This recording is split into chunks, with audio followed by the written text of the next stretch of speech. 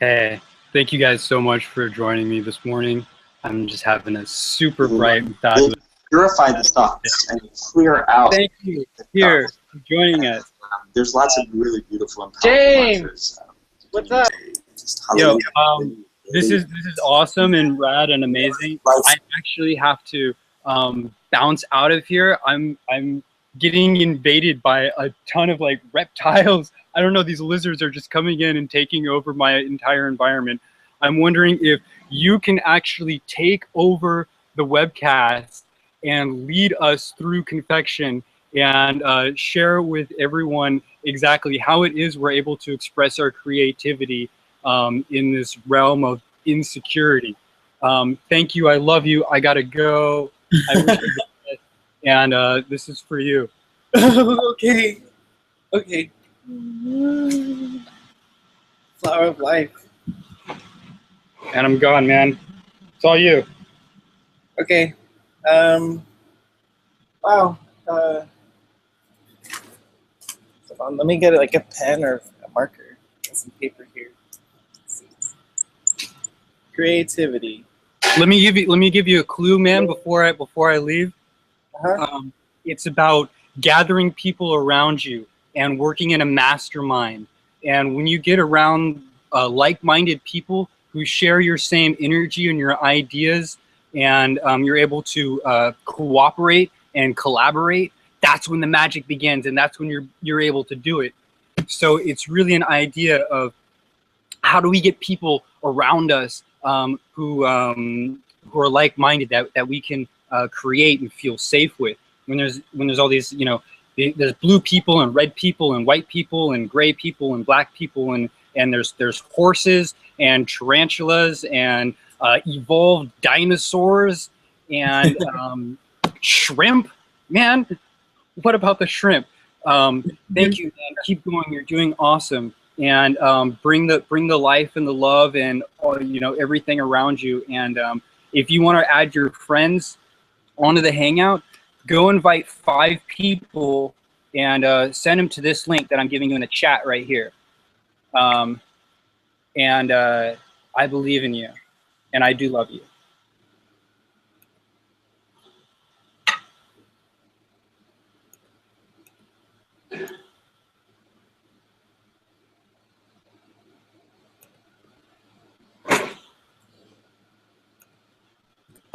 Maybe start with just a little bit about you know, what it is you truly desire, and if you could manifest anything, you know, what would that be?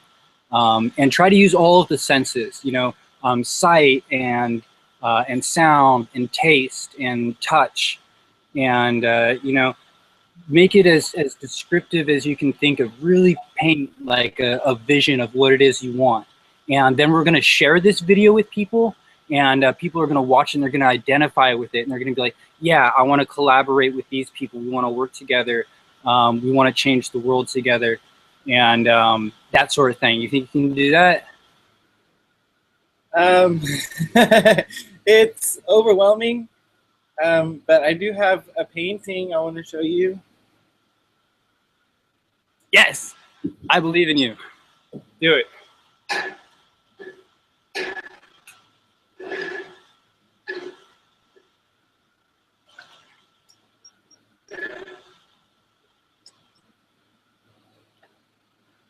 Okay, so this is my vision for the Earth.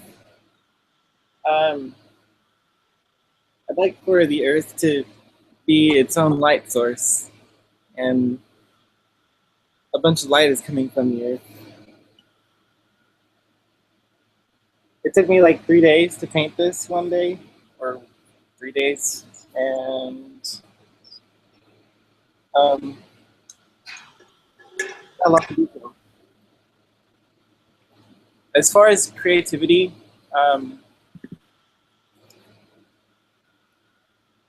it sort of just flows out of me when I allow it to. Also, paying attention to stuff like the moon phases and the planets and their alignments, things like that. I mean, I don't even know how they do all that, but they do. I'm sort of like like just meandering, and then I stumble upon something awesome, and then this is my mom. Hi, Mom. Hi. This is James. Oh, hi, James. How are you?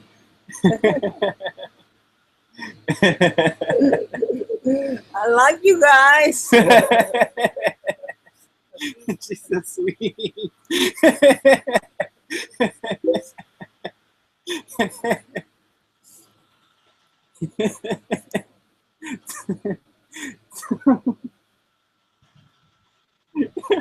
I feel more like a participant right now.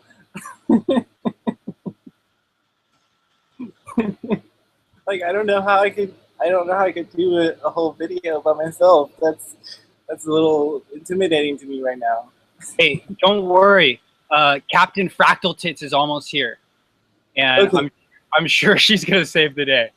Awesome. I'm glad.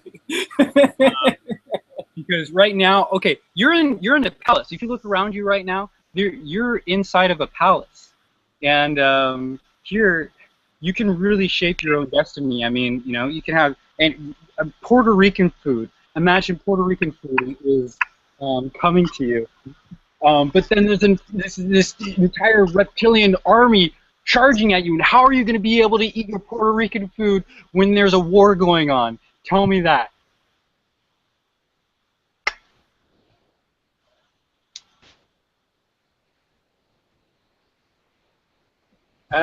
Okay, so I think you could still have Puerto Rican food anyway and enjoy it. I mean, it's all about what you allow into your consciousness. Hi, are you Captain Fractal Tits? I am Captain Fractal Tits. Hi, Captain Fractal Tits. How are you? I'm great. What's your name? I'm Paul. You can Oh, it's call good to me meet you, Paul. Pleiades Star Child. That's my artist name. I like. I like that you think that we can have our cake and eat it too. I agree. I think there's a really important point with the idea that we create our reality by what we allow into our consciousness. And it's really tricky because our entire emotional social evolution has geared our emotions to work in certain ways to protect ourselves. And so when you talk about something like what you allow into your consciousness, a lot of times people will think that, oh, well, shitty things are happening to me. This reptilian armada is like crawling up my butt, you know. Rah! But that's because that person has allowed that perspective of the situation to be how they frame their reality. So it's how you frame your reality, not necessarily the actual things going on in the situation. Like for me personally, earlier, somebody close to me was supporting somebody emotionally close to them, and I felt their strain. And rather than me be like, oh, you know, this person I lean on, like say I'm Captain Fractal Tits. This is my first mate, right? I'm like, oh shit, my first mate's having a hard time.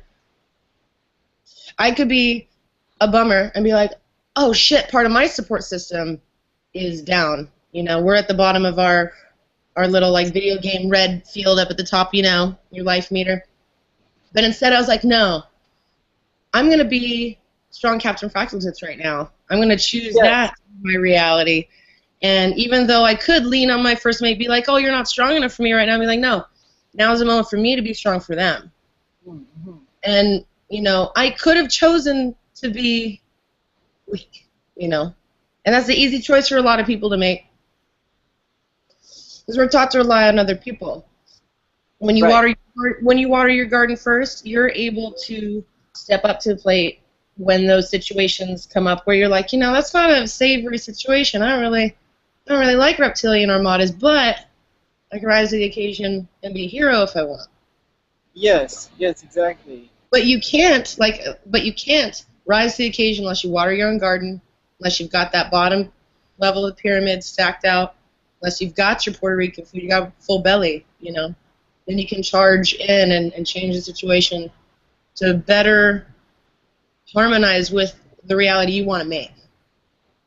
So, like, you know, one of the things that is dangerous about how people will frame that is like you think about all the unfortunate souls in the world right now, people who have been stripped of their power, who can't change that bottom tier of their pyramid. That's what keeps them from being able to actualize in the same way and giving them the same kind of power. So they don't have that bottom pyramid taken care of because it's been stripped away by whether it's corrupt governments or other bad organizations and stuff. But we're really in a position where we can like transform what would sociologically be called privilege and use it to uplift other people. And we can do that by, like I said, stepping up to the occasion. If you're a person who all your ducks are in a row and you've got that support you need, like to bring up other people, be like, you could do to tune your pyramid at the bottom, give them that support. So sometimes being a good captain means knowing how to help other people on your crew when they need it. Sorry. I was long-winded, but I liked what you said, and I was like, yes, more of that. Well, I don't think I have all my ducks in a row yet, but they're getting there. We're all, it's always a process. It's never a state. You're never going to have, like, all your ducks in a row. There's always going to be that little lagger duck. There's always going to be, and like, James will relate, once you're on another level of that pyramid, you still got to look down. You still got to be like, okay, is that maintaining itself? It's like juggling. So it's creating a harmonic. When jugglers are literally juggling and they've got those things up in the air, the timing of it. Timing is frequency. When we use a word like frequency, we're talking about waveforms, what the word frequency really means is just those nodes at the very top of the waveform. And that's like the frequency of the waveform peaking. So when we're talking about juggling, metaphorically as well as literally, jugglers have that frequency. And it really just means their attention's here for that moment until that process is midway. They know the gravity will take care of the rest. They switch their attention to this other node, make sure that goes. And so that's how you get into that flow consciousness. You can use that same flow consciousness when you're thinking about your whole life. You're like, okay, now that I've taken care of all the ducks, they're in midair, they're going to be good for such amount of time. I can focus on this other level, whether it's creativity, it's networking with other people, and yeah, just creating that rhythm, that flow, that hum. It's like that happy hum that just cycles. And the more in tune that is, the less energy you have to put into the system to keep it going. It's that internal momentum. Okay. Yeah. I'm so excited. I literally just like got back from road trip and an amazing weekend of being busy and cultivating some fun ideas I want to share today. Now here. Okay. So I was jamming with James last night. You're jamming with whom? With James. Oh, awesome. And we were talking about some of the things that we wanted to touch on with our group chat today. And one of the things I thought about in particular was this idea of what it means to be transhuman and what it means to be a cyborg and what it means to be a citizen of the future. And it was really interesting because I've been reading this book again called Simians, Cyborgs, and Women. And with a lot of the interesting things going on in like social politics and stuff and identity politics lately, I was thinking like, what does it mean to be transhuman? And transhuman's an idea in philosophical and scientific communities where people want to become like human plus. They want to become more than just human. And they think about it in technological ways. But when I read the preface of this woman's book again, I realized what she meant by the title for the first time. And it sounded kind of silly because, I mean, I read the book like, how did I not get the title? It's called Simians, Cyborgs, and Women, The Reinvention of Nature. It's pretty much about the other. This idea that we are somehow separate from nature and that different people are somehow differing degrees from one another, whether that's gender, race, sex, class, whatever. And she was talking about it in post-Marx ways relating to division of labor. So how instead of dividing it on terms of like race or sex or things like that, how it really comes down to in nature what special jobs all the different parts of the superorganism do, if that makes sense. And so I was thinking, I'm like, okay, if A society is a superorganism structured in categorizing people in division of labor. And we're reaching a place in society where a lot of labor is automated, whether it's information or production. Then we're freeing up a lot of area for redefining social roles. And when I read her preface, she said, I started writing this book as a feminist. By the time I was done writing it, I was a cyborg. And I was like, whoa, what does she mean by that? Did she get, like, implants? What'd she mean? And I realized that she meant it in a really special way. Might make me teary-eyed talking about it because it hit me really deep. But she pretty much meant that through her understanding as a scientist, a researcher, a feminist, a human being, the organizational structure of hierarchy as an oppressive force, her understanding of that liberated her from some of the mechanisms of it. Kind of like how they say knowledge is power, but in a real way. Mm-hmm. And she felt like she transcended some of the social mores related to the identity she was ascribed by society. So when you transcend something, you don't, like, leave it behind. You just become more. Right. It transforms. You transform. Like you were still a caterpillar at some point, but now you're a butterfly.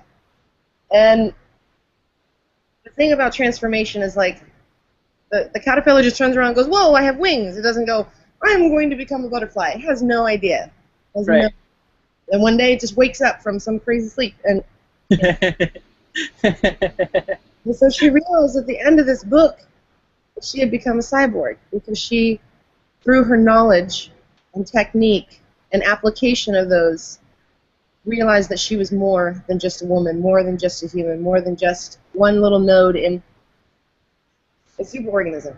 That was when I realized that, like, to be a cyborg is a philosophical place that people come from.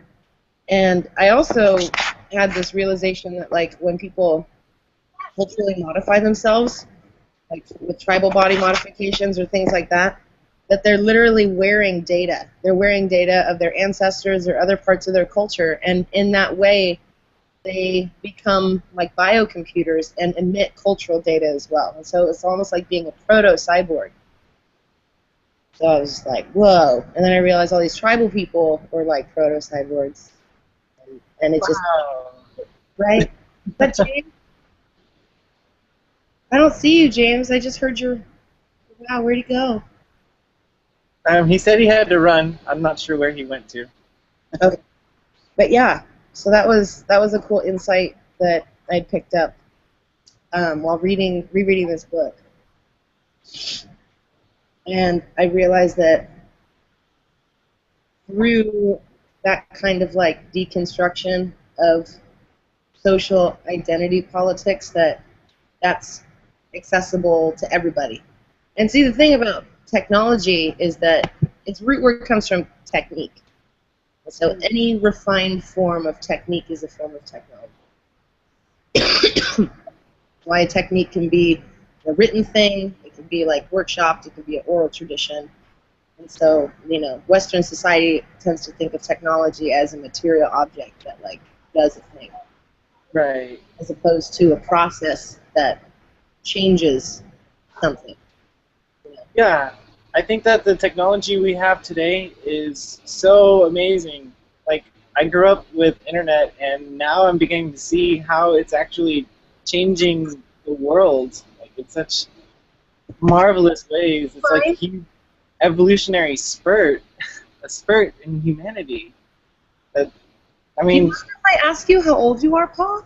I'm 25. 25? You're very young, 25.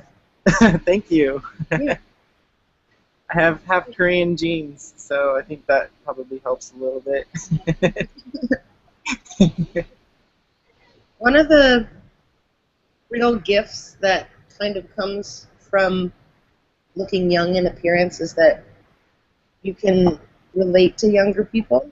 I think that's really important right now because, like, they have some of the most intense conditioning being put on them because they're also the most open-minded generation that's happened since several thousand years at this point.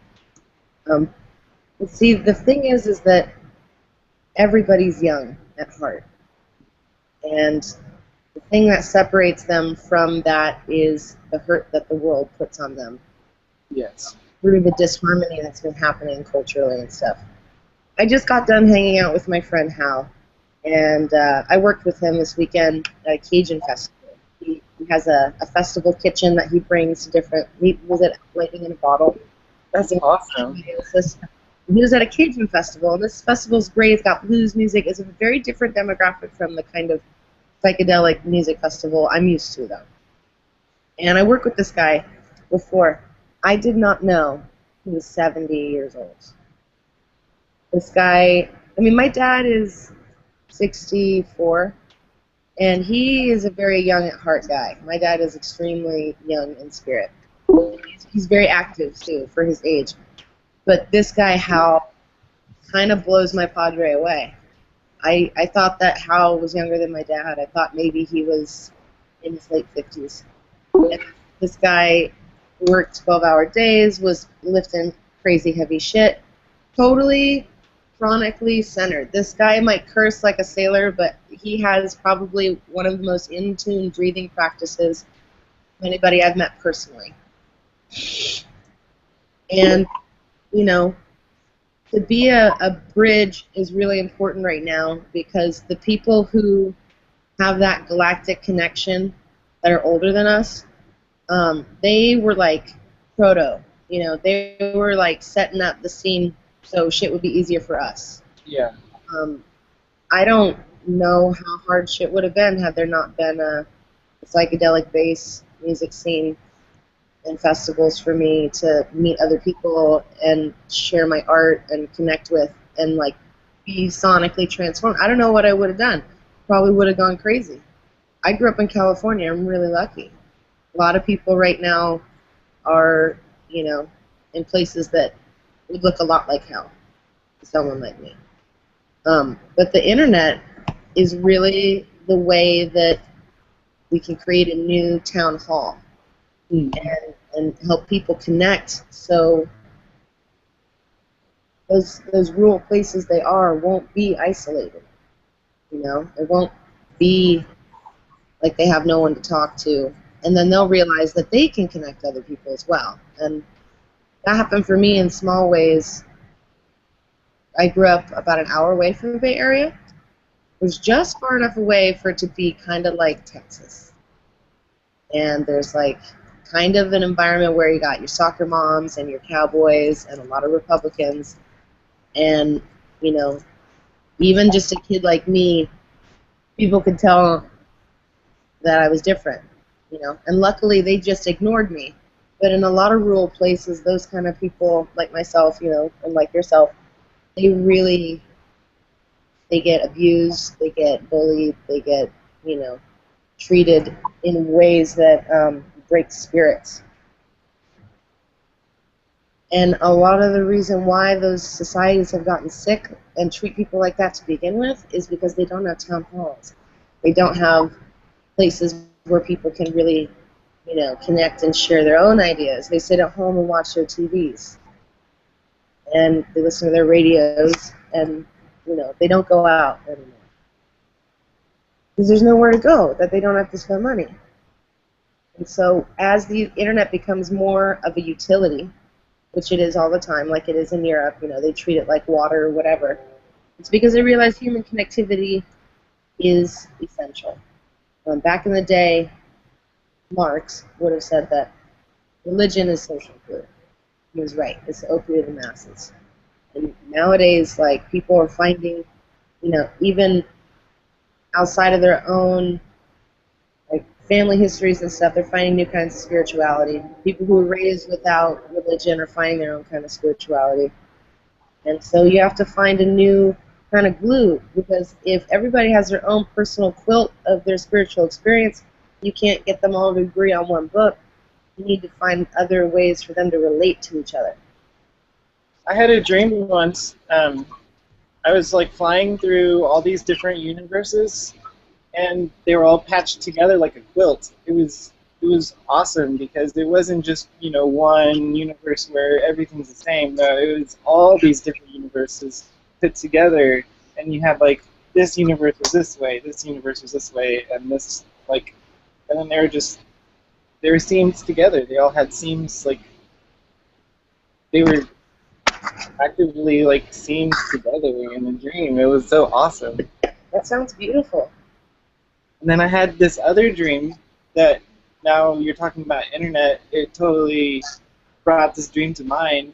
I was like in this huge desert, and Alright. and then I saw this supernova in the sky. It was huge and purple. Yes. And then it hits the atmosphere, and the whole atmosphere flashes purple. Whoosh. And then little lightning bolts start streaming on the ground, on the sand. And that's totally like a symbol of the internet now that I think about it, because I mean silicone, that comes from sand, and that's what we use in computer chips. And electricity was right caustic. And then there was this museum, a huge museum, and inside it was all made of glass. Like there was a lot of glass everywhere. And on the bottom floor of this museum, beginning part of it, like what's it called?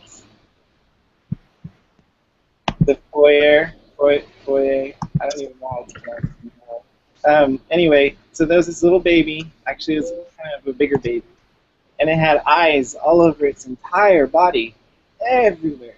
And it was like walking around, a walking baby with eyes all over its body. I saw that, and then I walked into the museum even more, and then on the walls inside like the center portion of it, you could see all these different portraits of different sorts of humanoids, and there were hallways and hallways and doors in all the hallways. And the impression I got was that these portraits were of beings that lived in these universes that you could access through the doors in the hallways. Yeah. And inside the center area, it was like a huge auditorium. The way it felt like to me was it was almost like everybody in the entire universe was able to fit in there. And there were seats and seats and seats and rows and seats everywhere. And then and I was in there by myself at the first part of it. And then all of a sudden these droves of people started just flocking into this auditorium, and then I got the intuition to go to my seat, to follow my seat. So I went to my seat and sat down, and everybody else went and sat down in their seats. And we looked up, and the ceiling was filled with stars, so many stars. But they weren't the stars from the Earth. They were the stars from somewhere else in the universe. Like, it was like they were in these polygonic formations. Like, they were definitely not constellations you could see from Earth, so from somewhere else. You write things down? And then all of a sudden, the stars started sending beams of light to each other. Like, all the stars started connecting, going, like holding together.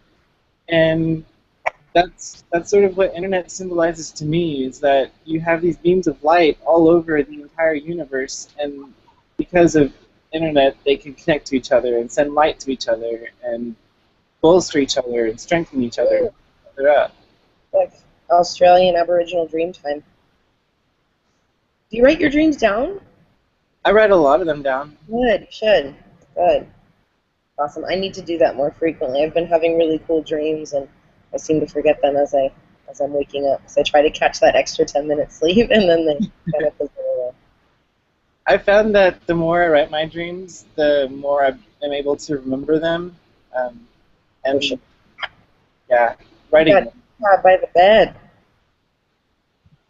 I'm gonna just put out there, because I know that we're recording this and we're going to share this with people later, I'm going to put out a call to action. So if anyone watching this feels moved to be a node of light like that in the internet and to broadcast their story as well as help illuminate and uplift other people's stories, to join us in our future conversations. And feel free to brainstorm and tell your friends and just join the conversation, because that's how, you know, ideas patchwork into bigger things. I personally have a couple more minutes, and then I'm going to be working with an awesome documentary group working on a film. Woo! I'm excited. I'm also a little tired, just because it's been such go-go mode. But all for the team, all for the cause. And yeah, so I'm just curious, like, I'm going to touch on that theme of transhumanism like I did earlier, and I'm going to invite you, Paul, like, if you feel like sharing with us, if you could have an augmented sense or a new organ, like crazy big cat ears, or just like wings, or, you know, if you were to embody a dream avatar, whether it's in real life cybernetically or in a virtual space, like, how would you envision your self-sculpted avatar? How would you enhance your humanity?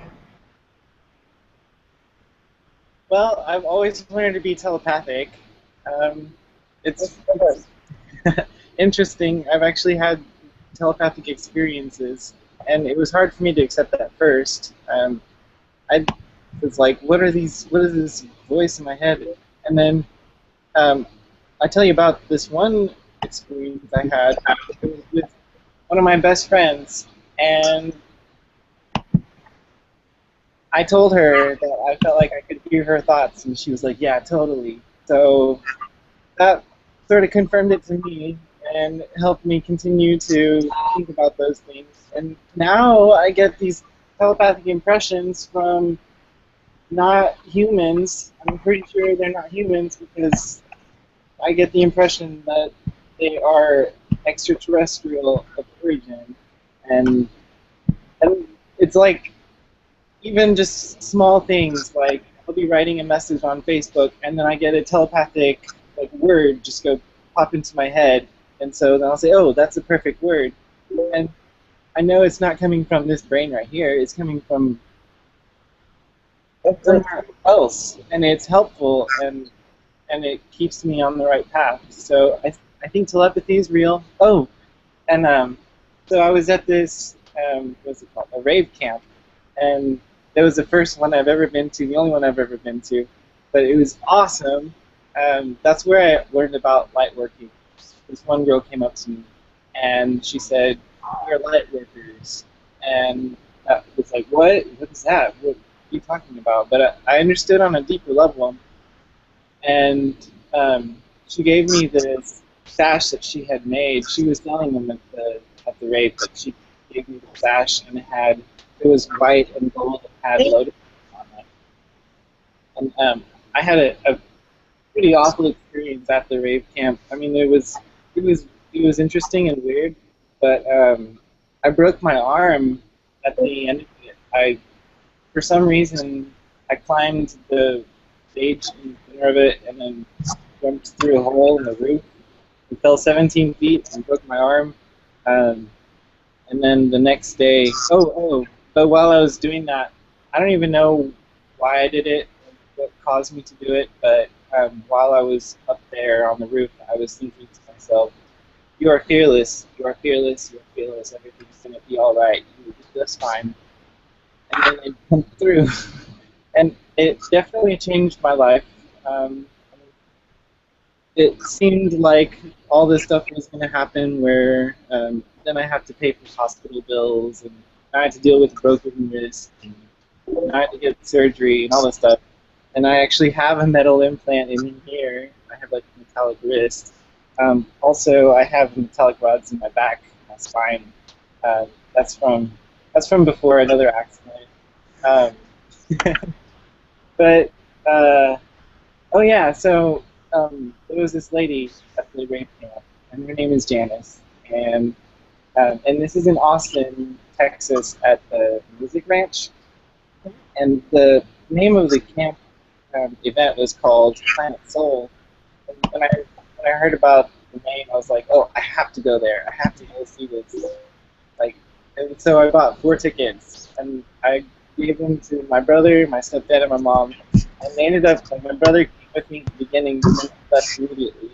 And then mom and stepdad, they came with me later. They came down to Austin from Waco, and so we're sitting at this picnic table, and I had this huge sketch pad that my friend Nadia had given me, and I was drawing different drawings in it. And one of them, I drew the pyramid with an eye in it, and then I wrote, "I believe in telepathy." That was the drawing. And then Janice comes up to me, and she's looking at the drawing, and she says, okay. So then she goes and she picks up this backpack. She looks at me.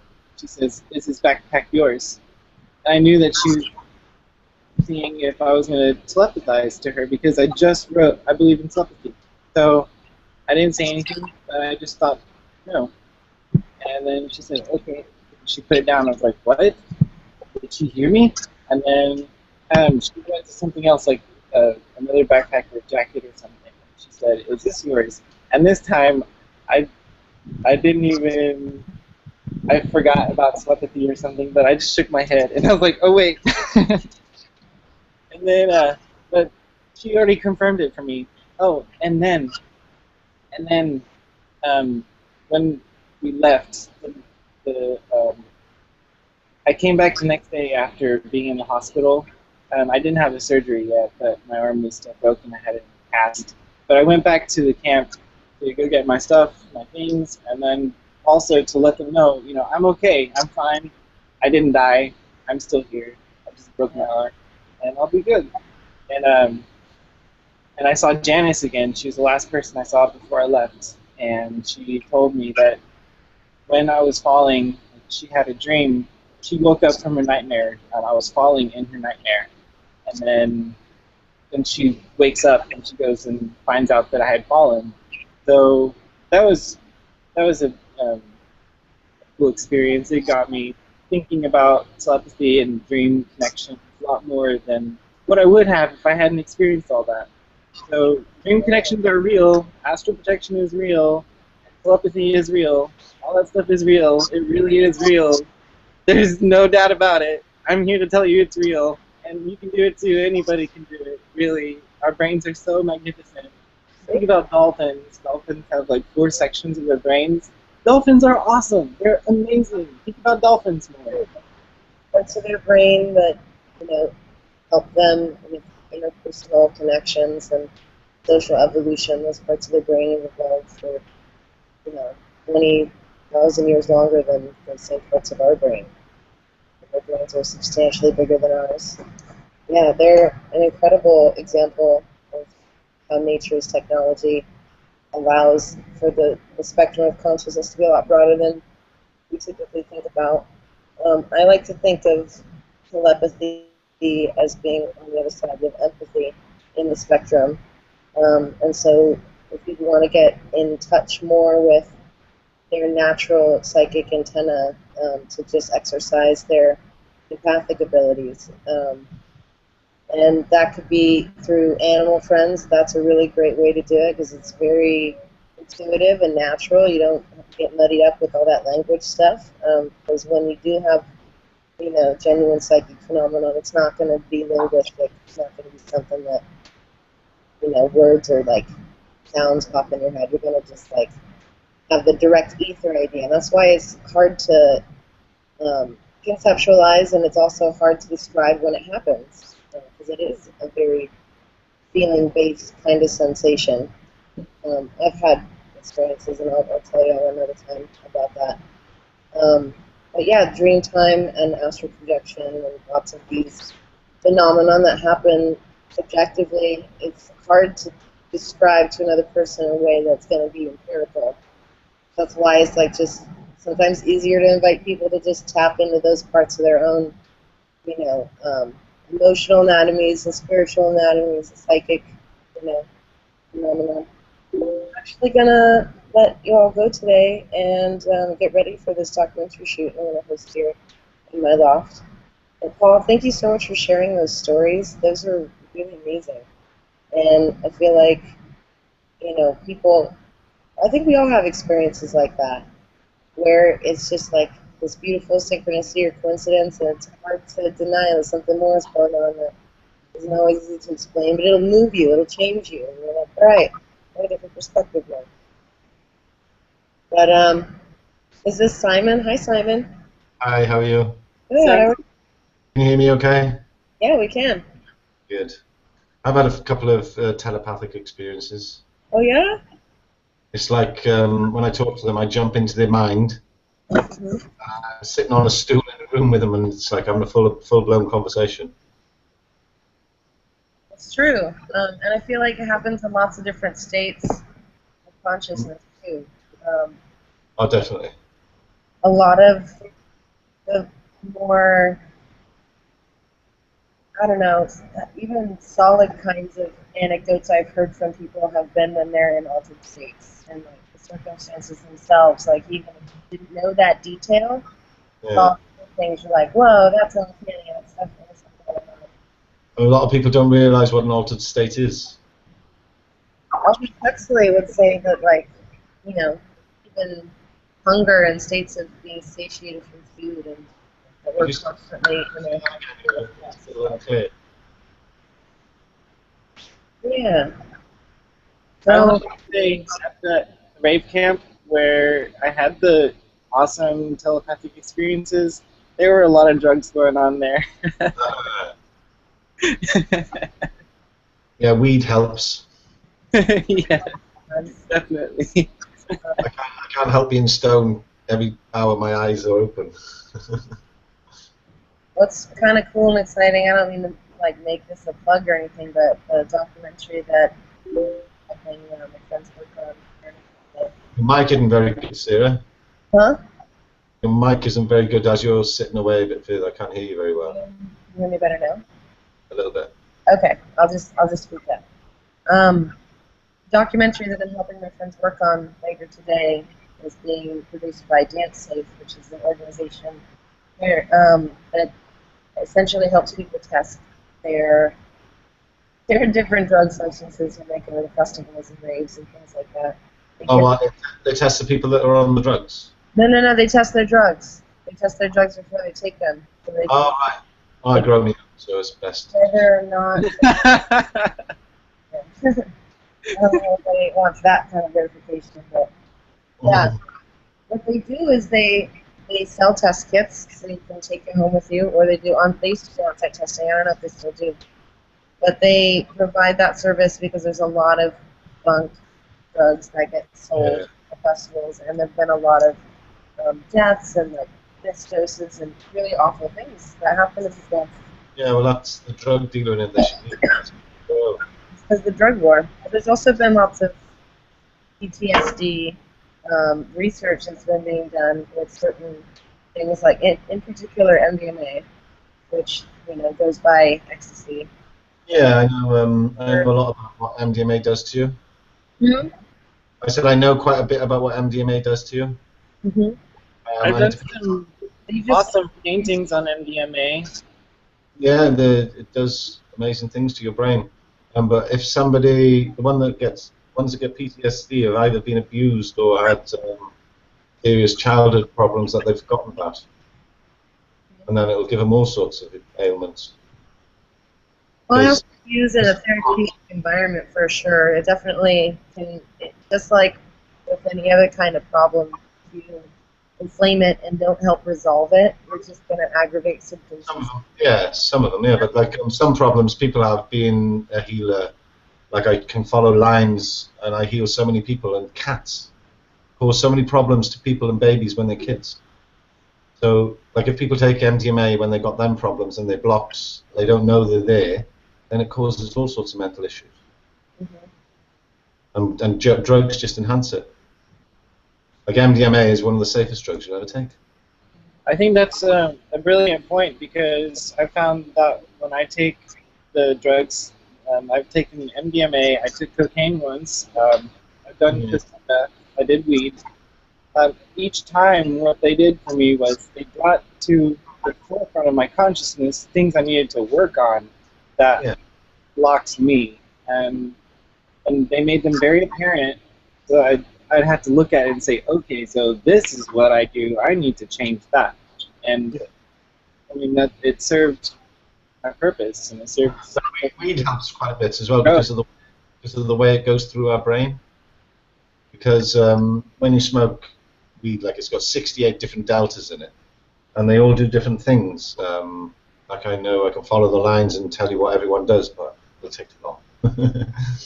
But as you're saying, with weed, like what it happens if you think of a circle and a spot in the middle, normal thought is from the front straight through, straight to the center. It's very quick.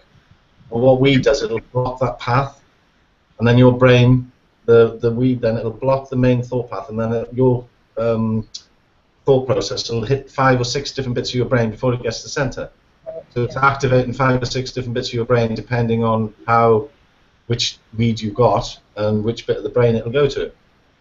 And it just blocks receptors and opens up others. Like it increases your creativity by about 125% with latest research. But when you're you see what it does to you anyway. But it also helps you get to certain blocks that you wouldn't get to if you didn't smoke weed. So you don't have to smoke it continuously to do that. Right, right. I think moderation is key in anything. Sorry? Moderation is key in anything. That talks about video games. You play too much video games like me, or you could have too much Facebook. You can have. This is So bad for you. So bad for the brain. It's unbelievable. It's toxic. It's worse than smoking anything. If you smoke weed continuously, you'd still have a much better brain than you would if you played video games for over 20 minutes a day. Well, I have to say I like video games, and I think they actually teach me a lot. So we're probably the first paths. It's the frequency, because we're vibrational beings. It's the frequency that the games put within you, so it keeps your vibration low, so you'll never get to the enlightened stages because you're blocked with a low frequency. But what if I had those enlightened stages without having video games? I have a question, Simon. What's that? Do you think that when engineered responsibly by like a creative society, do you think that video games just as a medium in itself has the potential to be? If they raise the frequency, it's all to do with the bandwidth in which they put it, the makers put it out on, and it's global at the moment. Yeah, because I'm currently working on a VR virtual reality. If they raise the here in the Bay, and I'm in the people working on it right now. if they raise the frequency of the game going out yeah. globally, then it'll be fine. We'd be able to raise our frequency within. But at the moment, it's running at, I think it's 752 hertz, which is really low and really bad. So that's what everything goes out on. So when they raise that, which they will. So you're thinking like on literal terms with the bandwidth that the medium is, as well as the intention behind the creativity in it? It's the underlying vibration that they pump this out on everything. Yeah. It's a low vibration. It's shit. It's not good. They probably don't even know they do it, but I think the illuminated ones know they do it, and they're in control. It's all done for a reason. It's all done to take us to the next level of spiritual evolution. Everything. Yes, I agree. So all the shit that we've had over all our lives come to an end on the 21st of June. Now, it's free will, and all you have to do is think good, and you'll get good. All of us. What was that about the 21st of June? It changed on the 21st of June. This past 3 days ago? Yeah. Yes. What happened? It's a long story. But it changed. That's the birthday of my twin flame, so that's very significant to me. It was a significant date. It really was, and it was 11. It changed at 11:03 on the 21st of June. What happened then? The frequency changed. It rose again of the planet. Oh. Because the frequency is rising all the time, very slowly, but it went on to another phase, and it hit that phase at 11:03 in my area, which is in Wales and UK, in the real Avalon. And it changed again. I left a beach with the biggest smile I've had in my whole life, and I knew things, the universe, were going to fetch all the star seeds, good stuff from now on, because we've had enough shit, and now it's good. Yeah, definitely. It's all good news from now on, and all you've got to do is think good, keep the vibration high within, happy, keep loving yourself unconditionally. You've got to love yourself unconditionally before you can do it to anyone else, and then you'll have oodles to give out. Yes, for sure. Do you moisturize every morning when you get up? Do I what? You moisturize, shower, moisturize, do your hair in the mirror. I'm in the mirror for an hour in the morning doing myself up, and not vain, loving myself. Taking care of yourself. Loving myself. You got to. And I can't believe you women kept all them moisturizing secrets to yourselves. Shea butter. Yeah, that's what I got. I got what I got? Body butter, something Mandarin body butter. I got. And wrinkles on the face, copper. Have you seen that gel copper? Oh, it's brilliant stuff. My mate makes it in a local town close to me. And my wrinkles, well, they make my face look 10 years older. I think we have James coming back in just a little bit here. Yeah. I got a message from him that he'll be coming back in a little bit. Who's that, James? Yeah, he's our other host. Where is he? He was making an appointment very quickly. Is he coming back? And then he's going to be joining us here shortly again. And I'm going to go ahead and dip out. Like I said, I'm going to go prep for this documentary shoot with. Are you outside? Huh? Are you outside? Am I where now? Are you outside? Because your window's open. So do you know the wind that's blowing? It keeps on interfering with your mic. That's why what the problem. Yeah. is. I'm in California right now, in Oakland. I'm going to America soon. I'm going to that. I'm going to that event. Woo! California is pretty awesome. I recommend it. I've been trying to get information off James for about 3 weeks, and he hasn't given me any. For our next event? Yeah, on the 28th of July. Awesome. Well, maybe we can get that info out of him today. I hope so. Yeah. Well, I have to go now. I have to go take care of some business. Okay. Yeah. Thank you so much, guys. This has been wonderful. Yeah. I hope to see you next time. Bye.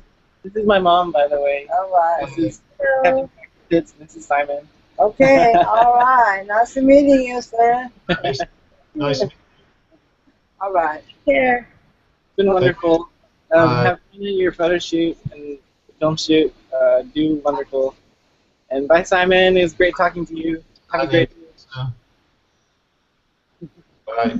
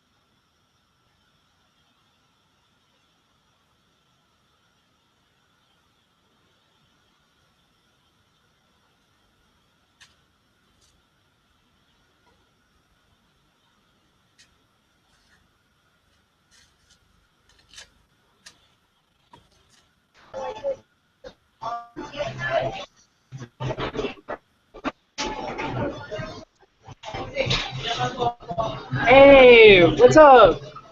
Simon. How are you doing? It's not very good signal for you, My live cast here. Can't hear you very well. I moved myself to Puerto Rico. Oh, you're in Puerto Rico?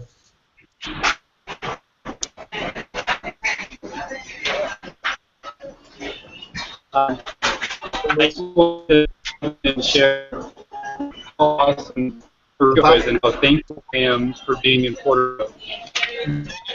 Turn your camera off, James. It might give you a bit of extra bandwidth.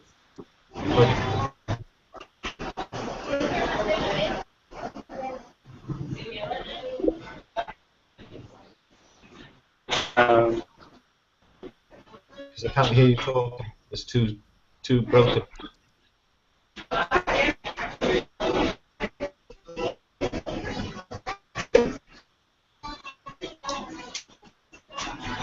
Hey, if you can see me right now, if you got a signal. I can't see you. The picture is broken. I don't know what just happened, what you guys went through, or but let me tell you, something really happened. Did you guys survive the aliens? I can't hear you. Did you make it out alive? Out of what? Is still I can't hear what you're saying, my friend. Can you turn your camera off? Did all of the cupcakes fall off the top of the tower and crumble? I didn't get the first bit of what you said. Didn't hear you. You were really bad bandwidth.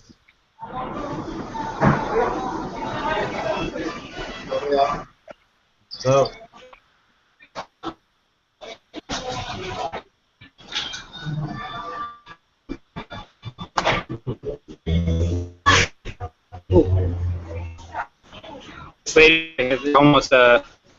It's almost an accident.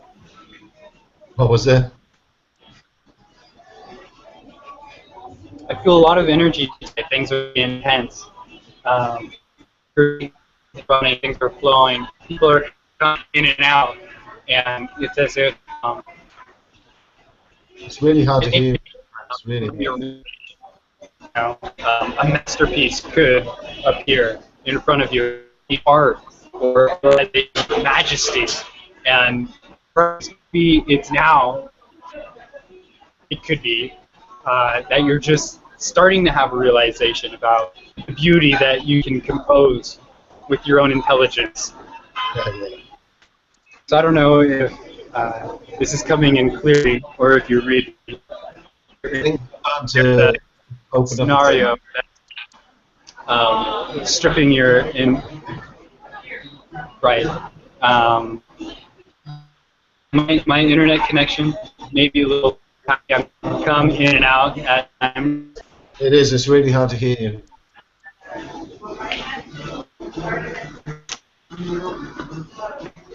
If maybe if I put this on speaker, but I have to put my ear up to the phone to actually hear you. Yeah, try that. But yeah, we just wanted to dip in and really share the experience celebration with you, right? Yeah, I want to come on the 28th of July. Is that the date? I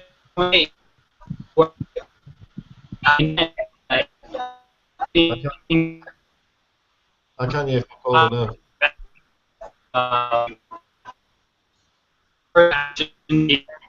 That are sure they good value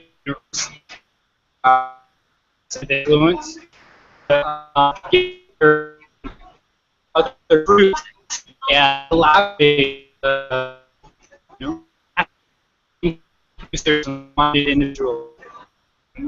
this opportunity to work on ourselves and who it is we are. That will fall in love with fall in love with buying. James, in that whole chat, I've heard 3 full words. Actually, really, really bad. The event is that there'll be a link in the description to get to the event. So you can be a member with the Kalatu membership or related. I can't hear for words. Experience of being collaborating with these mentors and at Rock, Las Vegas, 28 that weekend. We're going to have some transformational experiences. We're going to get to get how out mind and visions to the next level. Yeah. I can hear you a bit better. Yes, the event actually starts on July 29th, and we'll be there. We want to get there a day early so we can all kind of like hang out before the event and get ready together. It's good. So I think that's the 28th is a Thursday, and I think the event starts Friday night, and then we whole weekend. And How long is it on for? I don't know. I've been to one of these Empower events. My life changed. Altered. It's not all about money. Myself. It's not all about money, is it? Yeah, I don't know. I think the event is anywhere between 100 and 200. No, I don't know how much it costs. Is the Profit. event The Columbia site will say, just click on the button that says Rise, and that will be able to, it'll show you the different kinds of tickets you can get. You can get normal tickets, you can get VIP tickets, and then there's also links for the hotel rooms where we get group discounts on the hotel rooms there. I would say like average budget, like food, like I'm planning on setting like $100 aside a weekend just to have the full like 5-star resort experience. And also like if you just can get an event ticket and just get there, like I mean we'll open up our hotel rooms. There's always people that you can stay with. I've gone to these events before where I've had my car, been literally just like sleeping on the benches, with friends, and getting with like my people. Actually, I've almost always been able to sleep on a friend's floor, or someone will have extra somewhere. It's a problem. It's just like if you can like get and get to the event, come out, get around incredible human beings who will be telling these stories, giving us this training, these techniques and this practice that is unique to our own personality. I bet that everyone attends that event with the purpose, rising, of taking your vision and manifesting and bringing it into reality. That you will be able to rise. Yeah, and if I'm cutting off, then Simon, you take over, and I'll be back at the homestead in like 5 minutes, like 10 minutes. I'll be back on there.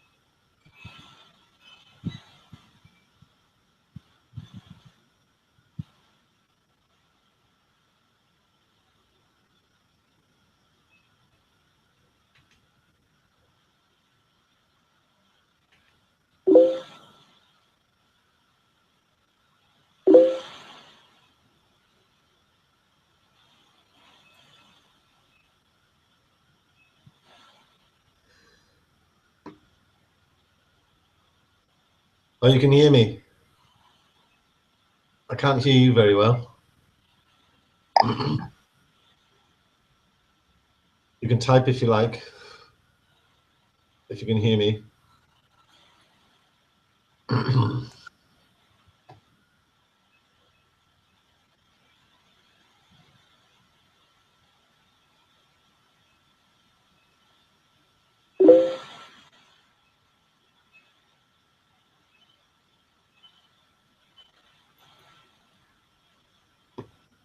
Sarah was here some time ago. She left. I think she thought we were all going.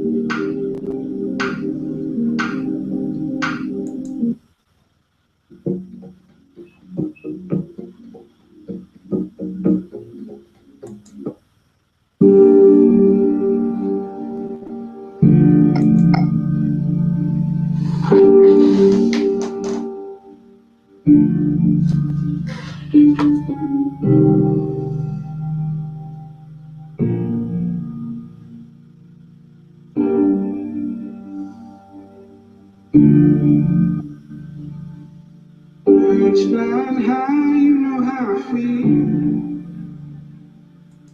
Sun in the sky, you know how I feel. Breeze drifting on by, you know how I feel. It's a new dawn, it's a new day. It's a new life for me, yeah. It's a new dawn, it's a new day. It's a new life for me. Ooh.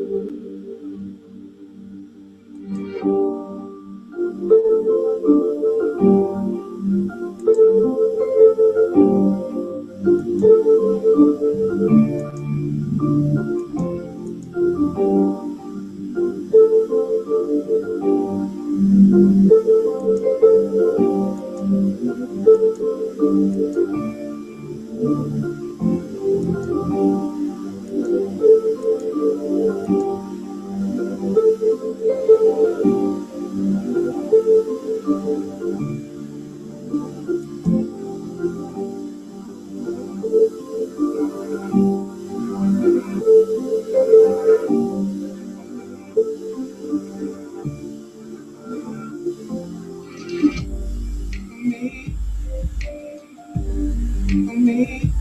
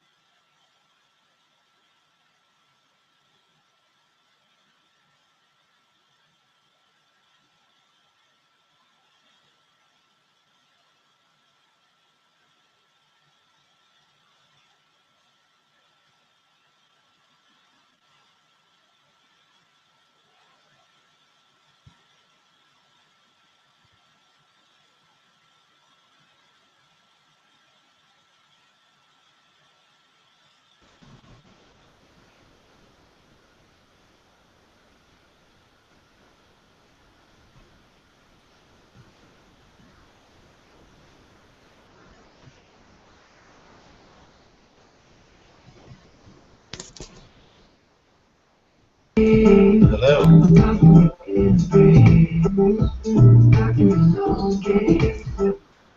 Hey, what's going on? This is Adam from Denver. How is everyone that's here?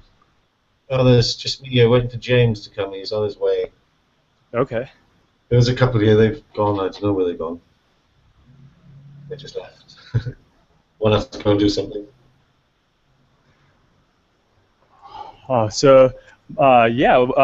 What exactly is this meetup about? No idea. No idea. Okay. Yeah. I just got a message from James, and he was like, "Jump on. It's going to start in 10 minutes." So decided to see what was I going on. want to talk about that event that is coming up on the 28th. Oh yes. I want to go to that if I can. Yeah. I got a long way to travel. Where are you currently at? In Wales. Oh wow. So it's quite far away. So are you part of the Empowerment Network? Yes, sir. Yeah, I've been with it since first of this year. Any good? Yeah. How about you? I was before, but I'm not now. Okay. I do other things. Yeah, like what?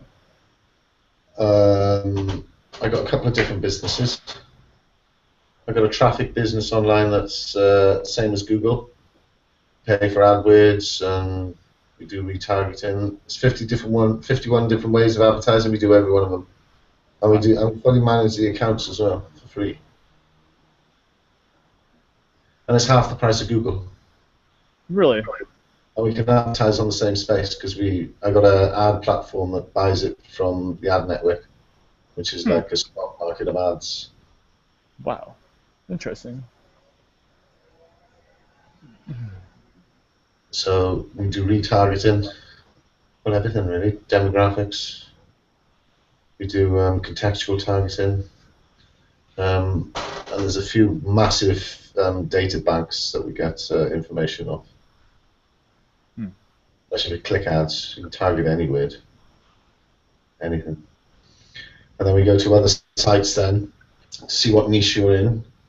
And we know sites that you can go on, and we'll go and have a look at your competitors and who's making it work. And we'll go and do similar ads and advertise on similar websites, and we'll get your campaign to the top within about 3 months with the research. Wow. Yeah, great. So it's a good business. And the ads are, like, if you could do AdWords, I had a furniture company, and in AdWords, it was costing me £1.15 a click, which is about $2.30 roughly. Whoa, that's extreme. But then on my platform, it cost me 9 cents. Nice. Just 9. So you see how much Google are making off you, robbing bastards there. Yeah, right. Everyone just chasing up the top of that. Here we done a test. We followed this financial company, and they were paying £10 a click. And then because we're part of the network, we can follow where Google bought the click back, and Google paid 35 pence for it. So that's $20 a click, and Google roughly paid 60 cents for it. Huh. Shows you how much profit they make. It's disgusting. Yeah. But I thought of another way that I want to use this business, because I want to give it away for free, in a sense. So I don't make any profit out of it. So all the companies that come in get the ads for the price I pay for them. But what I would ask for them to do is donate the difference to charity, and the charity is going to be run by us. It'll be on a website, so every person that pays in will see where the money goes. It goes to see what it pays for, full transparency. We want to start opening cafes to feed the homeless and put beds and things up like cubicles like they have in Japan, where one person can sleep in them. We want to make them and put beds in places for homeless, and put washing machines in there and healers, and then get all this. Are you there? Yeah. My computer just froze up for a second. Right. So we want to put all this together and spread it out and put it as a free franchise. So it'll all be charity run. People do get paid, but it shows you where the money goes to. But there's no middlemen making masses of money. Only the workers get the money. Yeah, cool. Just the workers and the people that are served by the charity. And then me, I don't want to be paid. What I want to do is put a donation button there, write my story and why I did it after losing my arm and all the rest of it. And I put a donation there, so if people want to donate to me, they can. Yeah, cool. But we got to change the world, my friend. That's what this is about. We've got to make everything for free.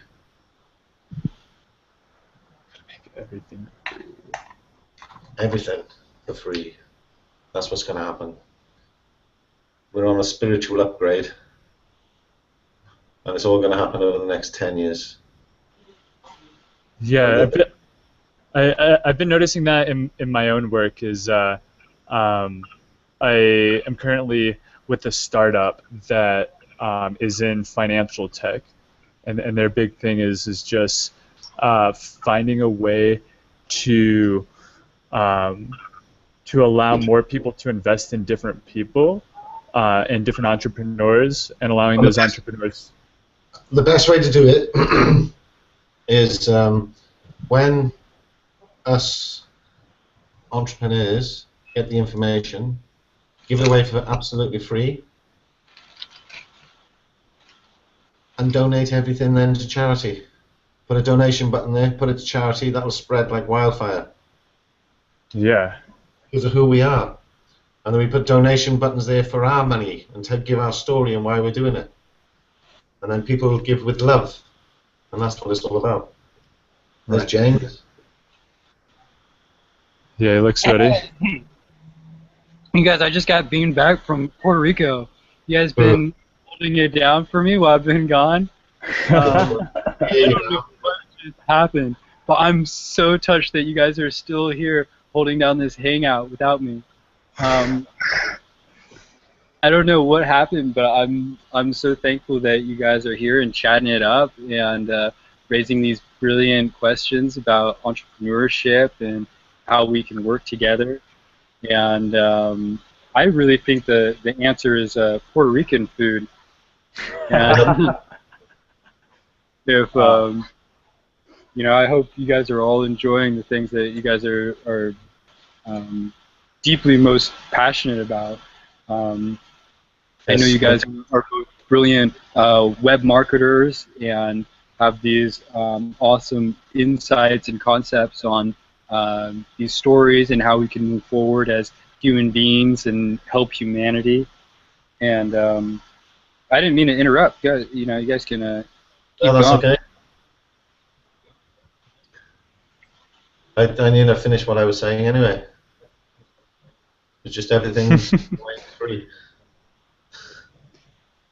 Yeah. Well. Yeah. So we were talking about how different people work together, and how we all work together and collaborate and form teams. And when you can imagine this huge flood sea of people, like a crowd at a rock concert or a rave or a huge festival, and there could be lights and music, and it's a grand jubilation, as if you know, the extraterrestrials have just landed and given out and exposed the truth of prosperity. And all of a sudden, all of the things that you want, your spaghetti, your Puerto Rican food. Well, we know all that is coming, James. Me and you. But then, what starts happening when we start creating our own universe? And I'm like, hey, I want to eat Puerto Rican food, and these other guys over here are like, well, you know, I want to eat hot dogs. And they're just bringing these sausages out and these huge, you know, meat. And you know, maybe some people are drinking vodka, and some people are drinking tea, and we're all trying to have this celebration together. But when you're surrounded by a different activity, you know, and energy, if you could imagine, you know, there's a whole bunch of cats. And then all of a sudden, there's a whole bunch of snakes or lizards. You know, what would happen there? You guys lose me? No, yeah, I'm right with you. If there was a load of lizards, shake them hand and give them a cuddle. Yeah. So the idea, the concept for today is, you know, getting around a group of like-minded people who share a vision, so that you feel comfortable, you feel safe, and you feel secure, really, in expressing your creativity. And that's what we do with these masterminds. We call it the Invincibility Mastermind. Call it your inner circle. And it's this idea that maybe when you're going about creating your vision and manifesting what it is that you want, that around you, the people, they're in a total different universe. Almost as if they're in another dimension entirely, because they're worried about their important things, and you're worried about your important things. Well, that's right. They all got their underlying vibration, every single one of them. And then, as we use these tools, these technologies like blogging, web marketing, and getting on a hangout like this through, maybe it's a social algorithm that we use in Facebook, or maybe we're just being like honest and nice and truthful about who it is we are, and just being transparent. Maybe you are getting a little naked today. We found out what happens when I leave confection, and it's left up to you and what it is that you create. Your majesty, your beauty. So really is the lesson here that we learned today about creativity and about how we unleash our creativity, because so many of us, we get into this environment, and it's like, okay, so we are comfortable. All of a sudden, we have all of the things needed for us. We live in a nice home. We eat good food. But then, isn't it?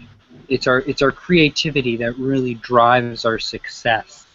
That's really going to determine, how you're perceived from the universe. And how successful you are will be determined, based off your creativity. So when we're all stifled for this energy that we want to, I know what you're saying.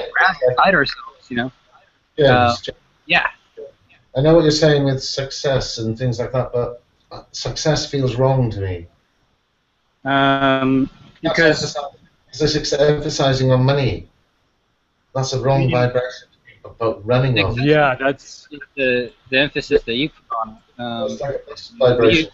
Your idea of success. I mean, maybe it's that's some part of your mindset that's stopping you from moving forward. Is this idea of success? And if we put success in different terms, like maybe success is feeling love in a relationship, maybe respected or honored. Maybe it's actually realizing yourself and understanding yourself. Maybe that's an idea of success. So I mean, if we can wrap our minds around that, does that feel better for you? Yes. I really like that definition too. That seems to be like a really big barrier that I've been noticing is a lot of my friends and people that I know want to associate they want to associate success with just the money. And for me, to me, that word is wealth. If you just want to grow your bank account, then focus on your wealth and your net worth. But for me, success is all based around around my connections with people and with myself, and the money is just fun to play with, That's good. Absolutely. And I mean, I feel like, the wealth, the prosperity, that's like, the first step. That's like, level one, like, at least in this 3D world where we're at right now, like, we may love prosperity and wealth because those are the things that allow us to, be safe in the environment, and be able to pay for health care and help our children, get the things that they need. So I'm very thankful for wealth and prosperity. I agree totally, but it's all going to change. Abundance. And all of it is going to change, and money's going. And we can be part of the change, and I believe part of the change that happens is through embodying the superabundance, right? So the next need that we resolve with humans after we resolve the need for wealth, for abundance, is the need for creativity.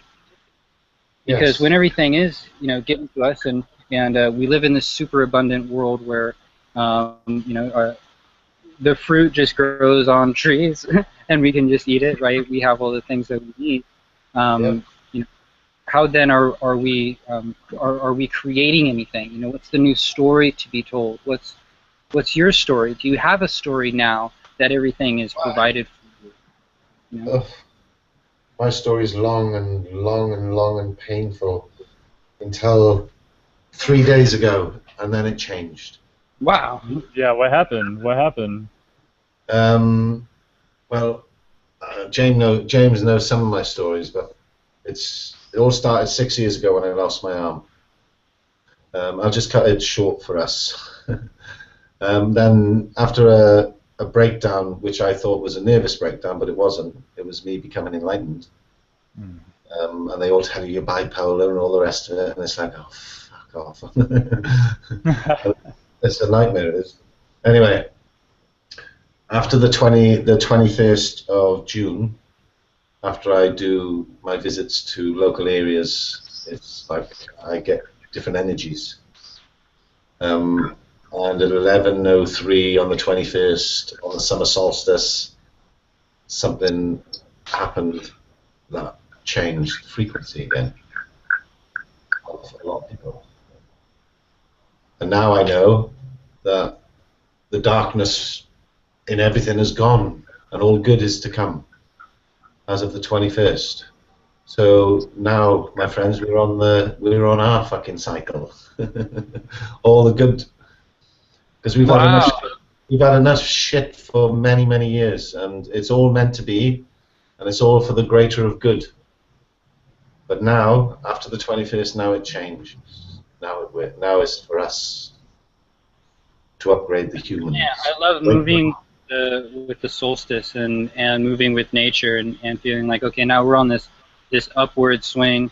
I'm also a big proponent of believing that our past does not make up our future, and That's that right. whatever gains or triumph that we've experienced before us, now to actually dramatically recreate that, reframe that, and make our existence what it is we want today. I do believe that we can shape our reality with the thoughts that we give and share with each other. And Exactly how we do. When we do get around people, and the secret to resolve this human need, if there is a secret to resolve this human need of having the security to express your truest creativity, is delivered on this web. James, when you know what I know, on this. It's very easy to change. Yeah. People, what I know. Hello? It is really easy. All I need is a half hour with them, and they change. As long Absolutely. as they're open. We are the change beings, the influencers. Hey, James, I'll teach you a few things when I come there, because it's amazing how quick you can get to people and open them up. Knowing which buttons to push. Yeah. And everyone has their blocks. And I know nobody on this planet has gone through their third chakra. Not yet. And I don't think that's going to happen until around September time. Because that's a special time as well. I don't know what yet, but I know it is. But I know a lot of people think they've gone through their third chakra, but they haven't. Oh, yeah. Nobody has on this planet, not one person. Well, we're third-dimensional beings, in this material world. The people are able to have experiences of the higher states of consciousness, so they're tapping into higher frequencies, and they're being conscious of them. But as actually becoming like a dimensional being or a seventh dimensional being, I mean, I believe that it's through consciousness and your own awareness, and that actually just by simply being aware and spending some time in that consciousness, you can become a multi-dimensional being and be in the third dimension and simultaneously be in the dimension and the seventh dimension and even the ninth Once dimension. once the third chakra opens, something special happens. Yeah. And it makes it more real. Well, yeah, because that's when we actually get into our bodies and are able to really enjoy what this planet's about. Yeah, definitely. But I know Once we know control, it's not going to hurt us. I know. I feel it's in September time. I feel around the 25th of September.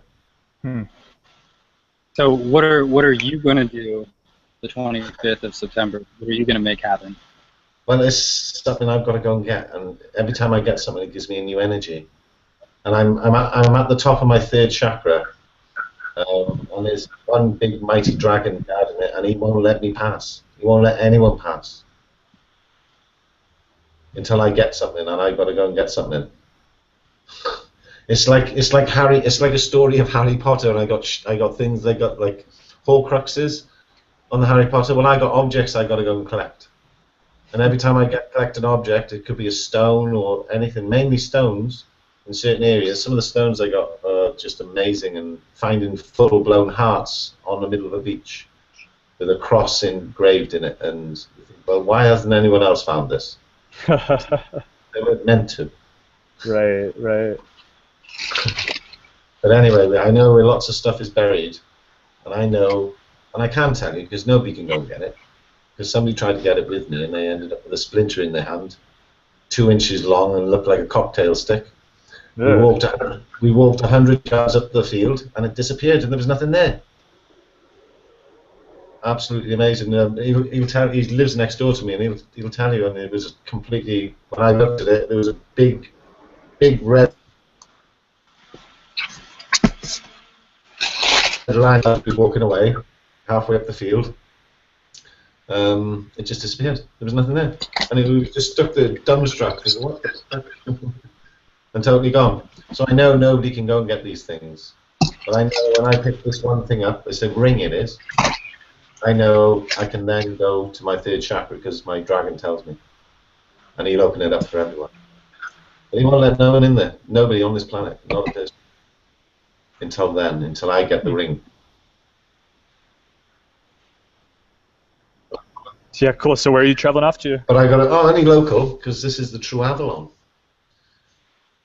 This is where the real King Arthur is buried. Right. I know where he's buried. I've been to his grave. He's buried by the side of Guinevere and Euthyphron Dragon, his father. And they were one committed suicide, one was assassinated, and Arthur was murdered. And they put a replacement in him. And then he sailed to the Americas. And then Columbus wiped out all the Indians to try and hide it.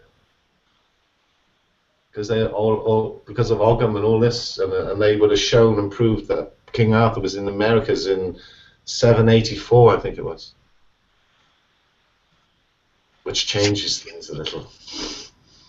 I think that's brilliant. I love the idea of how you can think ahead to a time like September 24th or 25th, and know that something specifically brilliant is going to happen in this moment, and how this also triggers the realization of King Arthur and Guinevere, and how they play into this mix is truly beyond a revelation that I can begin to gesticulate here.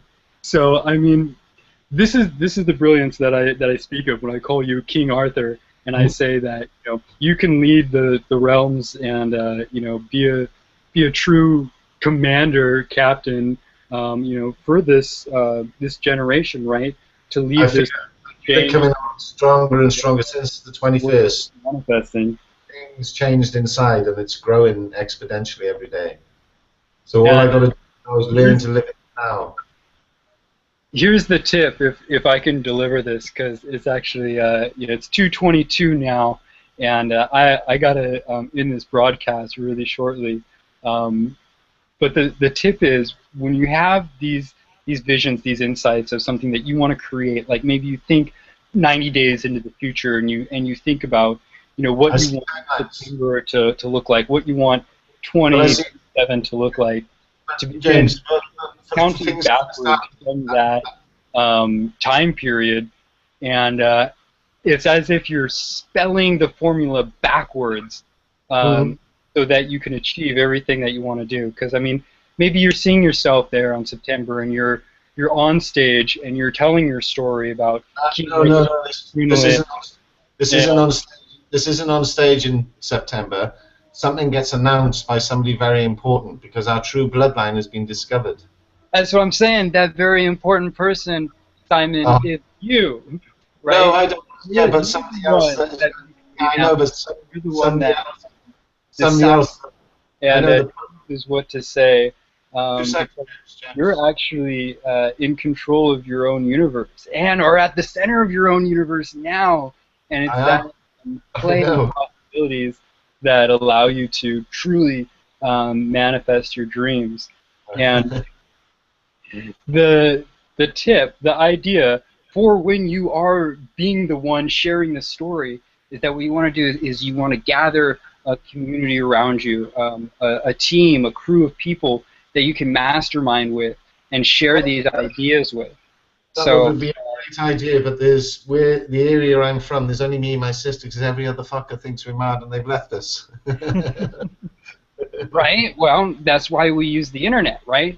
So that's why the first part of our strategy is to blog daily. And we actually take these ideas and write them down and publish them on the internet for people to find in the search engines, through YouTube, through Facebook.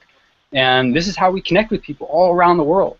Because it is true, you know, we have misconnections. The people around us, you know, aren't right there, you know, getting it together.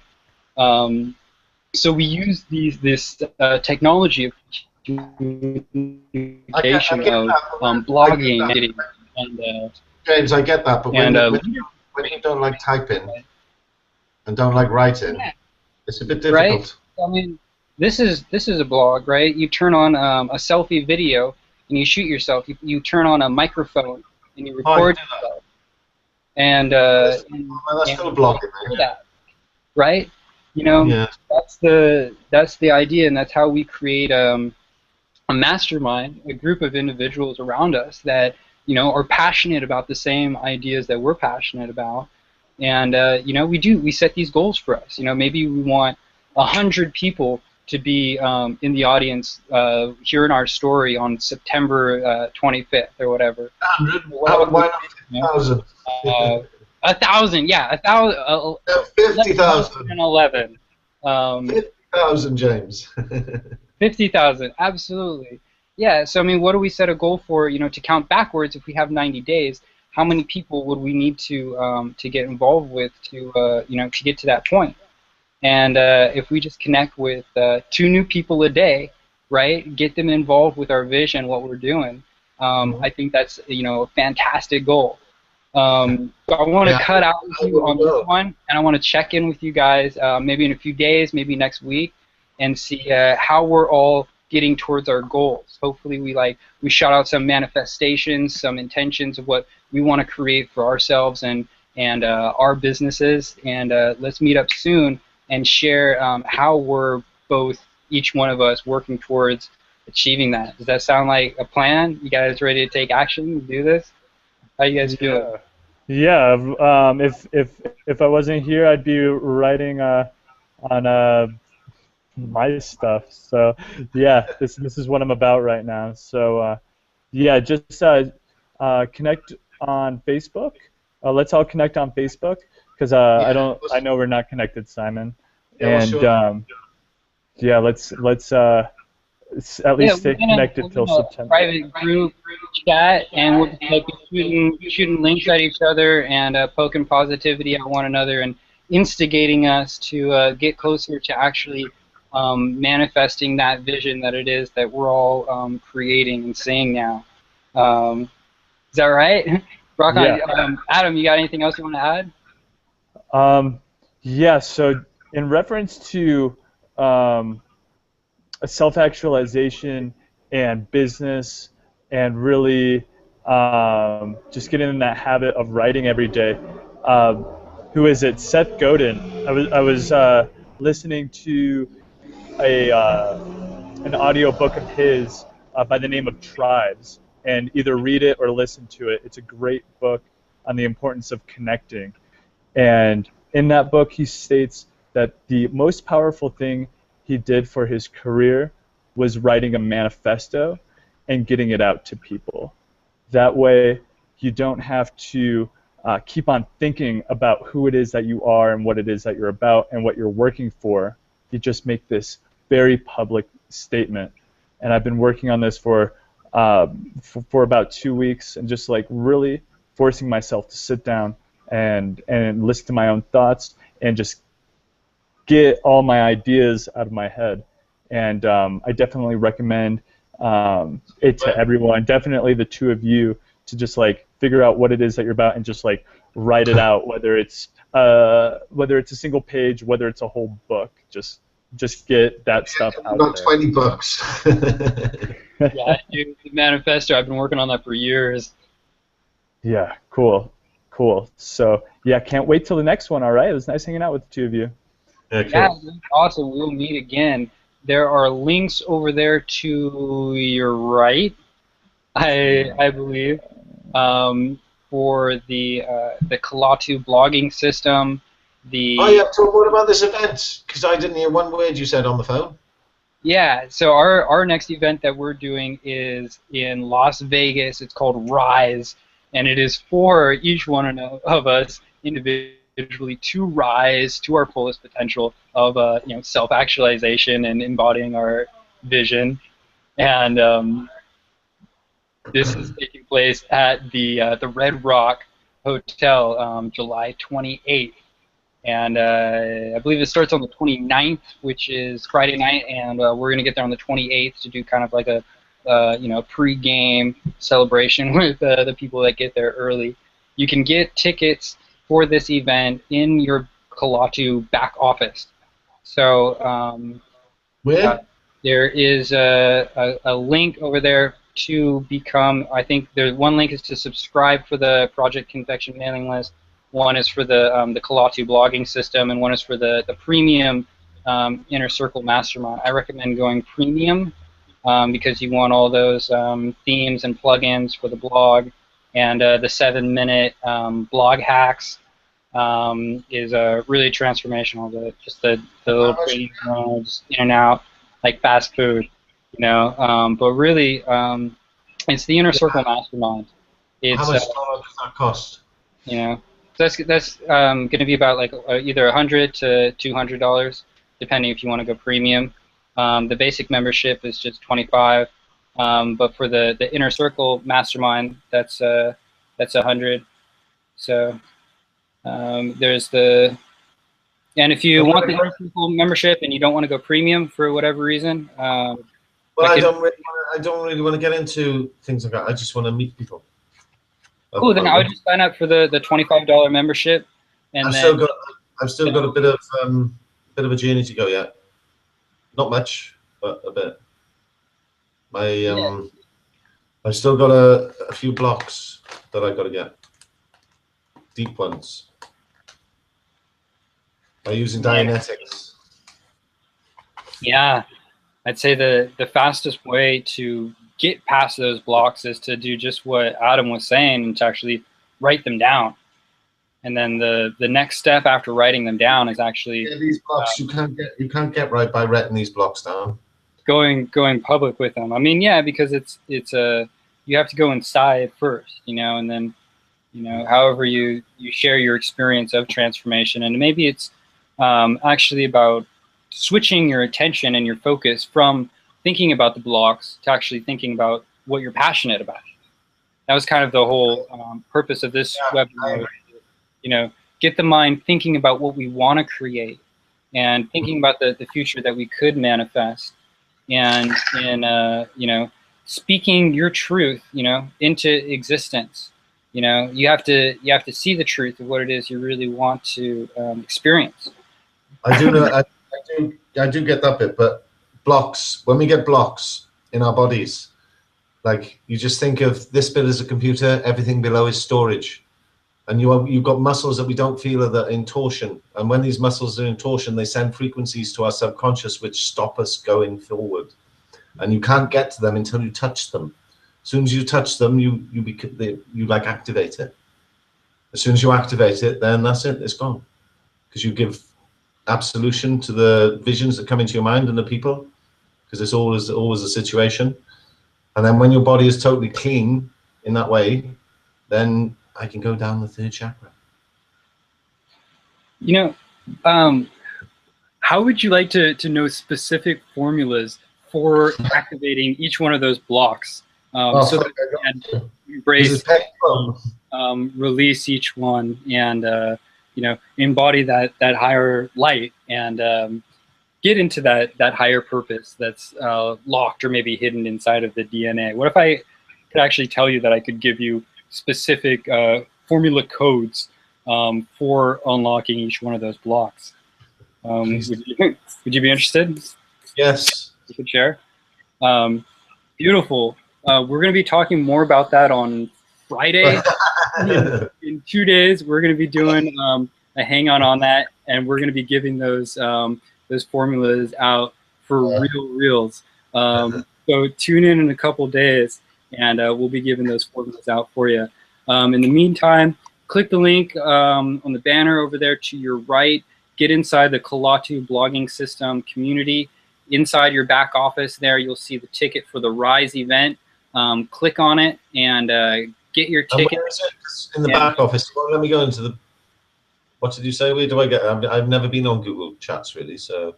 No, it'll be in your Empower Network back office that you'll get with your Kalatu membership. I'm not a member of the Empowerment Network anymore. Yeah, so you have to be a member to attend the event. So that's why you have the link over there to our right from our sponsors. You'll need to activate a membership, and then once you're membered with the crew, that's the only way you can buy tickets. Oh, I see. Okay. Yeah, so I mean, basically, you know, this event is for people that are manifesting their vision, that are bringing their truth into reality, and, you know, doing that through blogging and web marketing and leadership training.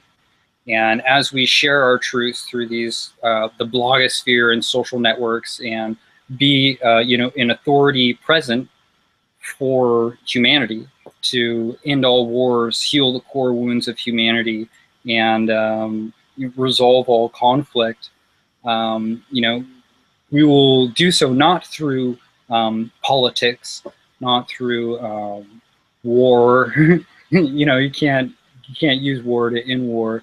No, we do it through mentoring, through art, through media, through storytelling. I know. Well, I know a slightly different story to that. What's going to happen? Yeah, well, exactly. So I mean, you can use your blog to write your own story and create your own universe. That's the idea, and that's the secret, and that's really the first step of getting to where you want to be, is our message here.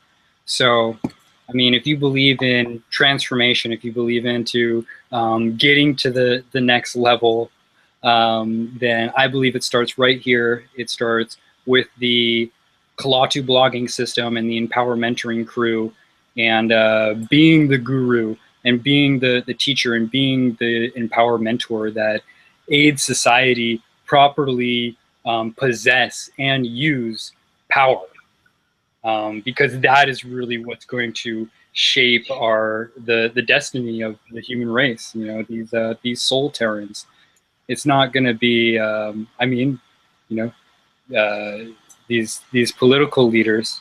It's going to be the people who have the voice, who have the influence, and the people who have the voice and the influence are the ones getting on these hangouts and you know, publishing their production. And maybe you do write a book. And maybe people find out about your book and decide to purchase your book 600 years in the future from the blog that you decide to write today. So we ain't going to be here in 600 years. We're going elsewhere. I mean, that's our practice in sustainability, is to think 6 generations in the past and 6 generations into the future. Of course, you could make that 600 years or 6,000 years. But we are the invincibility mastermind because we think about building our brand, building our name, our identity for invincibility, so that it can withstand the test of these generations, so that you and I as human beings can go on being remembered as if we are these mythical creatures like King Arthur or Thomas or... we're not human beings, we're going home. When this cycle is up in 2028, we're going home. Exactly, and we get to decide and choose where that home is, what that home looks like. It's already there. It's already there. When you're looking forward by dimensional space, it's already there. It's been there for a long, long time. We've done this cycle by volunteering. We're not human. We're here to help the humans. I mean, the Solterans, right? The Sultans, or the Sultan. You've been intercepting intergalactic transmissions for years, I suppose.